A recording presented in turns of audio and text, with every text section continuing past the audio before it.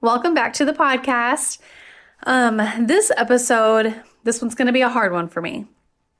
This one kind of hit home a little hard for me when going through like my notes and putting this one together. So let's just hope I can get through it in one piece without crying. That's the goal. This episode is going to be about just living a more intentional life with our time and how we can just pay more attention to how we spend our time with the people that we love. So yeah, that's kind of the root of this episode. So let's get started.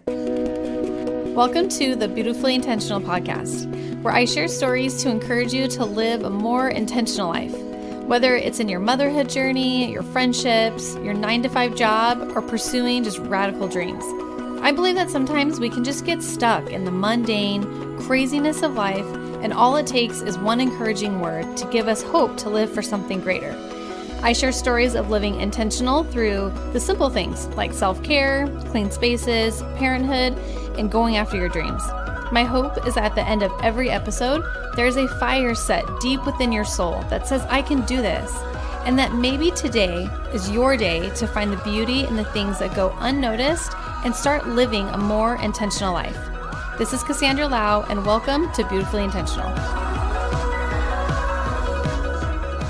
Okay, for starters, before I get into the hard stuff, I feel like I just want to clear up like some thoughts. So I feel like the word intentional is kind of a buzzword right now. And whenever something gains popularity, it begins to lose its meaning. You know what I mean? Like, I don't know if it's like a deep desire as humans to remain unique or what it is, or if it's just like our fast-paced, ever-changing society that is always looking for the next new thing or whatever. You know, it's like fashion is always changing, music is always changing, eyebrows are always changing, like you name it. Nothing lasts long. And as soon as it like blows up, then people want to just move on. Like, I feel like once something becomes popular, it almost becomes a joke. Like minimalism, for example. Like, it's kind of become a popular thing, and now people kind of make fun of it. You know what I mean? Just because something gains momentum and is overused, it doesn't change the meaning or the power of it though, right? Like, okay, so minimalism is like a fad right now, right? But it doesn't change the fact that clutter has like a mental effect on like your being, or that like clutter takes up all your time. Like, you know what I mean? Like, it doesn't change the fact that material possessions hold little value. So anyways, I feel like the same thing is happening with the word intentional. Like, everyone is talking about it. It's almost becoming annoying when it's used like so much. I mean, I don't think it's annoying. It's in the title of this podcast, for crying out loud. I honestly even debated even using it because I didn't want to be cliche, but at the end of the day, that word still holds so much meaning to me. So regardless if it's overused, its meaning doesn't change. We actually came up with the name of the podcast like well over a year ago. It's probably been a year and a half. Yeah, like over a year and a half ago. But by now it's like used everywhere.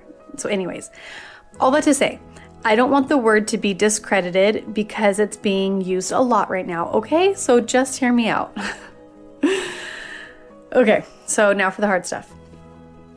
Every time someone passes away, what's the number one thing that people say? The ones that are left behind always talk about holding your loved ones close, right? Like, that's the first thing that people say. That's the greatest loss. That's the greatest weight in this situation. It's the greatest loss. It's the loved one. It's not the car that was wrecked or the house that burned down or the hospital bills. It's the loved ones. It's their presence. It's their soul. Like, obviously, like, that goes without saying. Like, that's it. That's the most valuable thing that is lost, is the person, which instant regret always sets in, right? Like, I should have spent more time. I should have reached out. I should have called more. I should have been more patient. I should have been more present, etc. Just all the should haves and wish I could have. So I actually wrote notes for this episode like well over a year ago. And it's just kind of one of those things that like well over a year ago, when I knew that I wanted to do this podcast, I started writing down just specific ideas or things that I was learning or conversations I was having. I have like 20 episodes, in my notes. So this particular one, I was going through all my notes, and this one was entitled like Living an Intentional Life. And so I started reading through the notes, and this just hit me hard because anyway, so these are some of my notes, and this is where I was at a year and a half ago when I really started digging into this whole idea. So this is just a snippet of my notes that, as a dear friend of mine is battling cancer while raising 2 small children, like I can't help but think, man, this could be me. I'm no different than her. This is the hand that she has been dealt, and I could just as easily be dealt that same hand. So I asked myself the question, how would I live different if it was me? If I was the one battling cancer, unsure of survival? That thought just hit me, and yet, isn't that all of us? Newsflash, none of us are going to survive. None of us make it. And I don't want that. I don't mean that in a morbid way, but it's true. We all have a death sentence. We are all leaving this earth, and that date of departure is unknown. We just have no idea when it's going to happen, but it's going to happen. And man, I don't want to lose someone in order for it to hit me that, man, I should have held them closer. I don't want to have to go through loss to wish I had spent more time, more energy, my focus different. Because after is too late. It's so unsettling to wait until after loss because there's not one thing we can do to change it. I don't want to lose someone before I wake up. I don't want to be given 1 month to live before I wake up. I want to wake up now. I want to be intentional now. I want to live like today is my last day every day. And that doesn't mean that I have to live an extravagant life every day. It just means that I want to live more intentionally every day. Today, I just want to love deeply. I just want those around me to never question my love for them. I want to be an encouragement every day, lifting others up every day, inspiring every day, speaking truth and wisdom and advice every day. I want to just pay attention. You know what I mean? I want to soak in the laughter of my kids. Every small milestone. I want to take care of this body, being confident that I'm taking care of this vessel that my spirit lives in. All while also being able to just enjoy the balance of pleasures that might not be the healthiest for my body, but for my spirit. Driving through to get a chocolate milkshake at 11 p.m. because man, that's fun. You know what I mean? But I want to know that what I'm doing every day is taking care of my body. I want to say sorry when I screw up. I want to own my mistakes every day because Lord knows they're going to happen every day. I just want to be confident that I am being a wise steward of my money, but then also planning to spend money on having fun because that too is good for my soul. I just want to live that intentional life, just knowing that everything that I'm doing is on purpose. Sometimes it's big things like crossing off that bucket list trip to New York. And sometimes it's simple things like just putting down my phone when my kids ask a question. I don't want to be on my deathbed and think what I should have done. I want to be on my deathbed and think, yep, I did my best.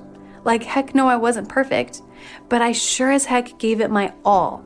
It wasn't even close to perfect, but boy, did I give everything to live an intentional life. One without regret. Now, if only I can remember this feeling tomorrow, and every day after that. But, I remember when my kids were really little, and I'm talking 3, 2, and a 4-month-old. And I would go to bed every night just feeling yep, I failed today. I got too frustrated. I yelled too much. I cleaned too much, blah, blah, blah, blah, blah.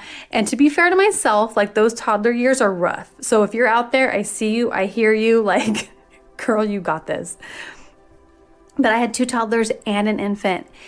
And I just couldn't see what a massive job that was at the time. I just knew that I was drowning.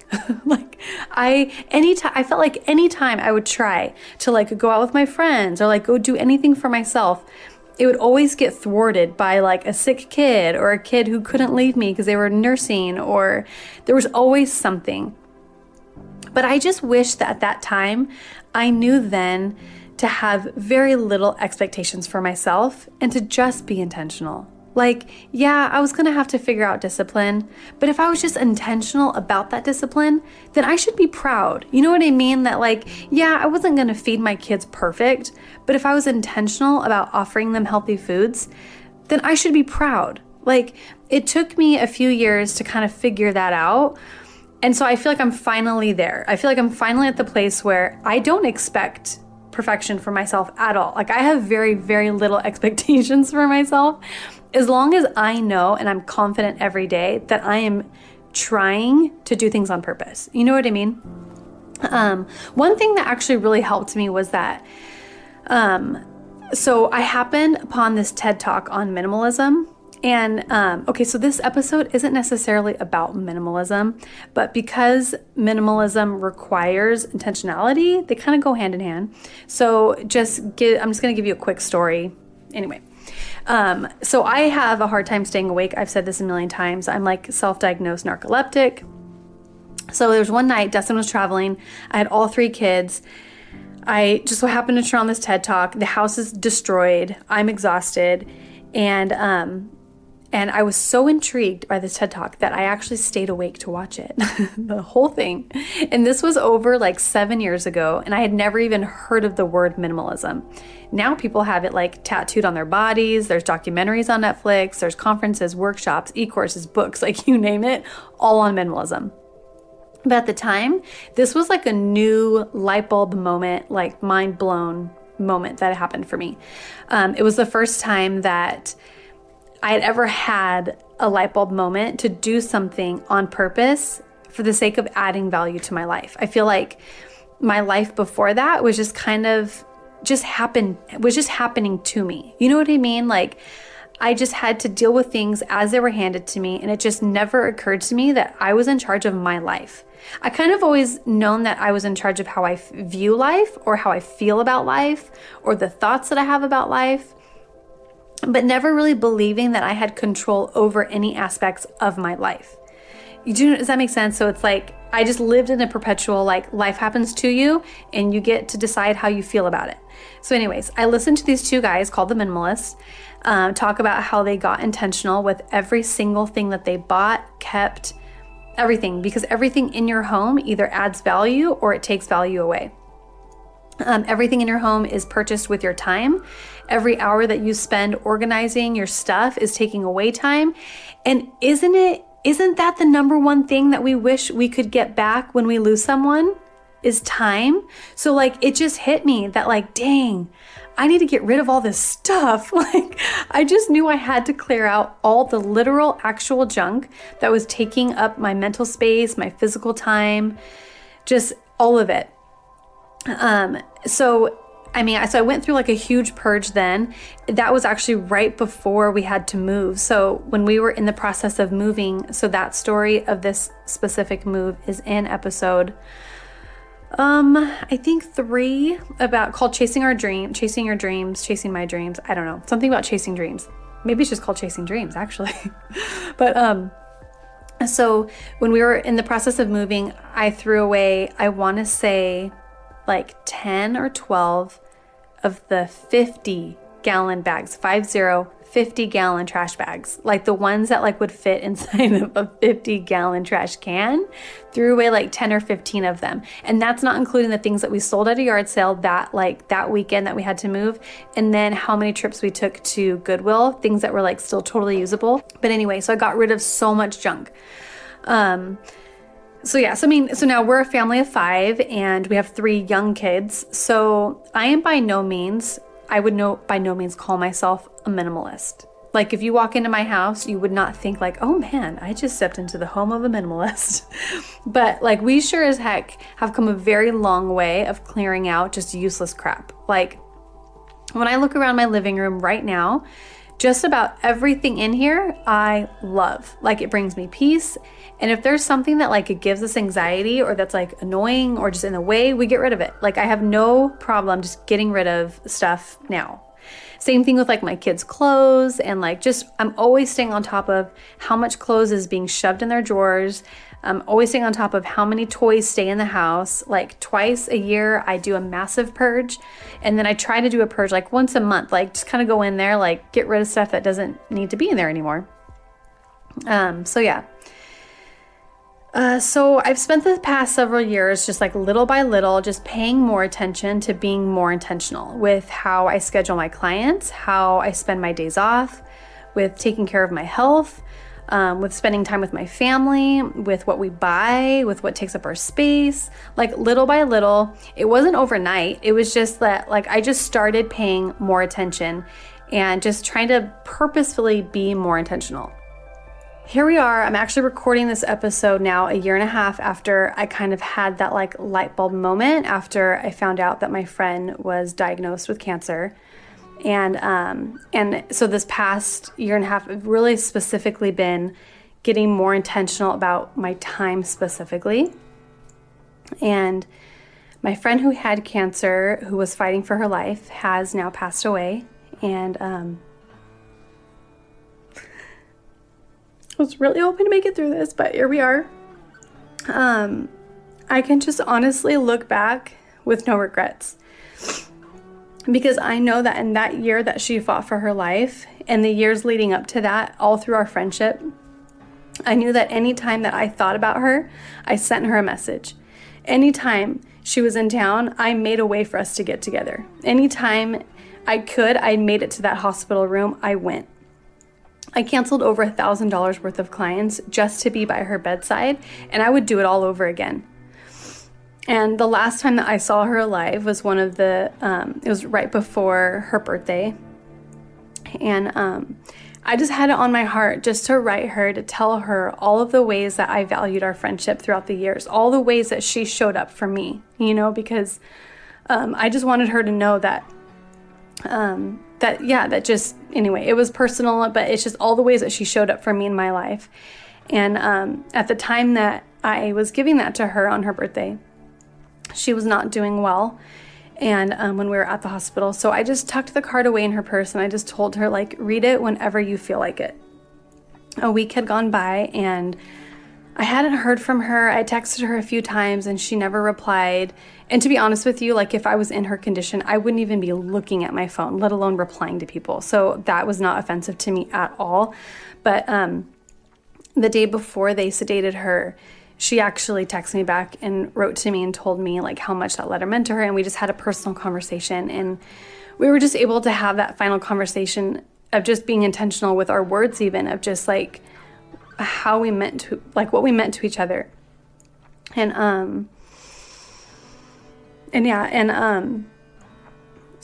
It was just a moment that I was able to just let her know how much I appreciated every single time she showed up for me. And that was the last time I was able to talk to her.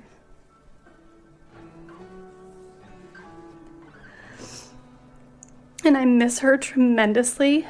And I wish that I could see her again. Like, I wish I could have her back. But I live without regret because I made every effort that I had. Was my friendship perfect? Heck no. But man, I gave it everything I could. I'm not sitting on this side of loss thinking, I wish I would have just done more. I wish I would have reached out more. I wish I would have been more present, because I did.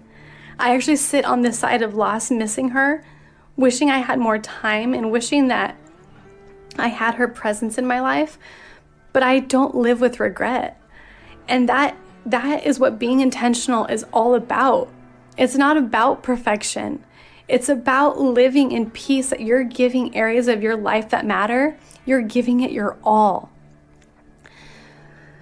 Oh. So man, this life can be so incredibly unpredictable. Like, we are so lucky if any one of us can make it to 100. Like, we would be so lucky. People are leaving this earth prematurely every day. And I don't want this to be like a very heavy, sad episode, but I just want to spark something in your soul that causes you to begin to live intentionally every day. For yourself and for those that you love. Like, live intentional for yourself. What are you doing today that is drawing you closer to your dreams? What are you doing today that is intentional to take care of your body? What are you doing today that's intentional for your mental and your emotional health? What are you doing today to be able to live without regret when it comes to the people that you love? What are you doing today that's intentional for your marriage? What are you doing intentional for your children? It doesn't have to be perfect. This isn't about perfection. It can be so basic, like just complimenting your husband or your wife.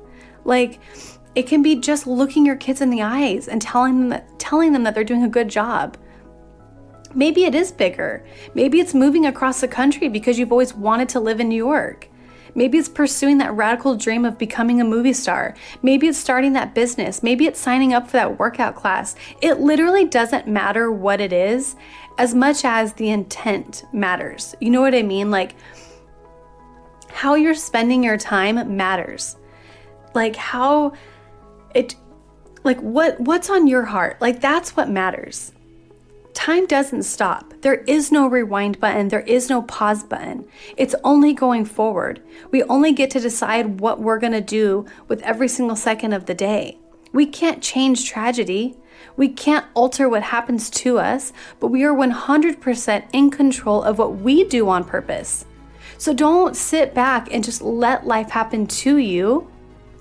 Just today, just pick one thing to be intentional about and just keep going with that one thing.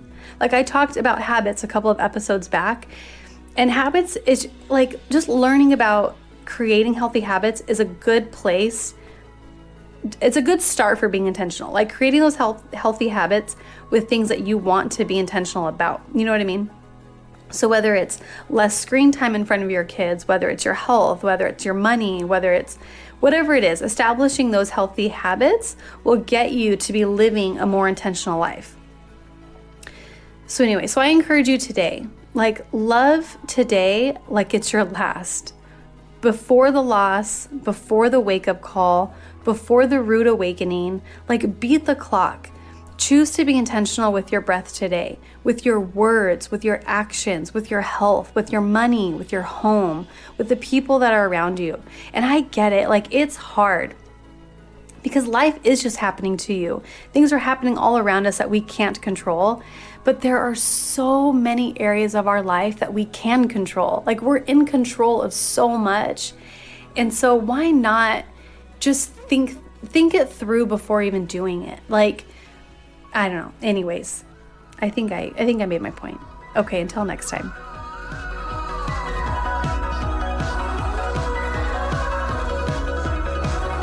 Thank you so much for listening to today's episode. I hope that you found this episode inspiring or encouraging and just life-giving. And as always, I appreciate any and all positive feedback, keynote positive feedback. So tag me, message me, go on iTunes and leave a review, rate, subscribe, because that's how podcasts stay alive. And I didn't even mean to rhyme there, so that works. So yeah, you can find me on Instagram at beautifully.intentional, and that's where I hang out. That's where you can kind of see me in my own personal life. And yeah, so thank you so much for listening in. Until next time.